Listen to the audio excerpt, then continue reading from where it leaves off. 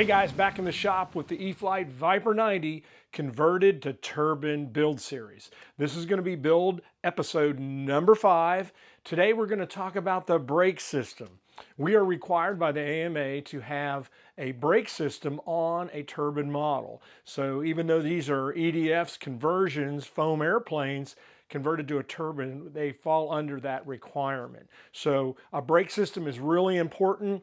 It slows down the model in the taxi, and it also slows down the landing roll on the runway. So very critical, very important. And today we're going to talk about how we install those brakes and what brake we actually use. So without further ado, let's get started.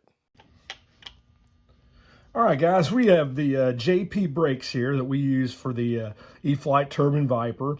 The JP brakes are available at DreamWorks RC and I believe RC Castle also. 65 millimeter diameter, 4 millimeter axle. It's a hard rubber tire. It works really good. Metal wheel hub, and again, it's electromagnetic, so it's got the little electromagnetic magnet in there and the disc inside the hub. Super easy to operate. The wheels are quite heavier than a stock Eflite Viper wheel. The stock Eflite Viper wheel is about 0.7 of an ounce, where these are 3.3 ounces. So we pick up a little weight, but according to the AMA, we have to have brakes on our turbine models. So this is a great option. We combine it with the AG63 Pro Brake Gyro, and this gyro combines the nose steering and the pulsating of left and right brake to keep it going down the runway. So it works really good. Great combination, simple to install, and here in a second we're going to show you how we do that. All right, guys, we've got the gear leg extended, and this is again the stock axle here for the Eflite Viper, and the modification that Paul Applebaum does is he takes 4 millimeter brass, and that brass tubing slides right over the axle, and it's able to receive a perfect fit here on the brake drum. Now remember, that slot we've got here is there to engage that strut leg, and as that strut leg is engaged, that wheel cannot, or that brake cannot turn or rotate. So it makes for a really simple installation. And then we just slide the wheel back onto the right onto the axle there, and you can see I got the bearing pushed out. Slide that bearing in to make sure that bearing is in place. And then now you can see just barely there that the brass tubing is sticking out. Then I make a small little 5 millimeter brass spacer, and that goes over that 4 millimeter piece and butts right up against that. Then we take our C-clip, I should say, our little C-clip, and that clips down onto the that little groove in the stock axle. And with that engaged all the way, that captures the wheel. So on the wing side of the brake connector, we use the JST, and I just use a male coming in that position right there. You can see about like maybe a ½ inch below that middle connector.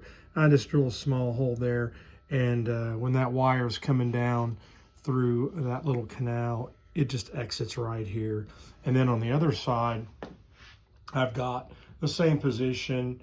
That hole receives the female connector, and those connect right in there, and you just plug them in and insert the wing into the socket, and she's good to go. Works for a really clean, easy to take apart and reassemble, and it has been flawless in all the flights, and I think some of the other guys are doing it this way too. So JST works real good, reliable connector, and really compact. So the next thing we're going to do is we're going to take this cover plate off here, and you can see I've got the line drawn out here where I want to open up that clearance for this wire as the retract cycles. So I'm going to remove that and take a Dremel tool and I'm just going to grind out that area right there to give us a little bit of a clearance, and that'll work out really good there. I just use a Dremel with a drum disc on there, and just grind that out just a little bit. It doesn't take a whole lot, and it works out really good to clear that wire. All right, guys, before I drill my hole here for the JST plug, I'm going to remove this this sticker here, which is acts as a cover for these wires, and I just peel that back real easy, and it gets peeled all the way back to the end here where the wire's going to come through, and then I go ahead and I I pull out these this group of wires. There's a lot of wires packed down in there, and before I drill my hole, I kind of unload that a little bit so they're not all crammed in there, and it'll be easier to get the JST through there. So I do that before I drill the hole, and then I just I take my drill and I'll drill a pilot hole right in the center here, right below that. Just go really easy in there, and once I get that hole drilled, then I can go to a bigger drill bit and try to make that that hole a little bit larger, and then I get that very carefully here. Don't want to go too far in, and yeah.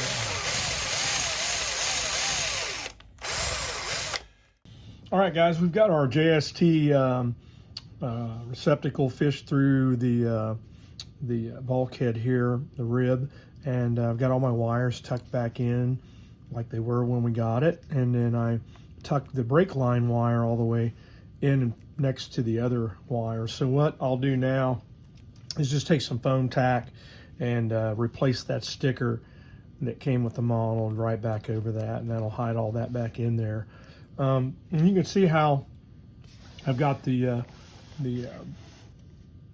wire ties. I use a little string here, tie that off. It works a little better than a tie wrap. It takes up less room and less chance of it getting hung up. But it tucks in here real nice. You pull the cover plate off here, give you an idea what that looks like and how that cycles. You can see here as that gear cycles, that wire just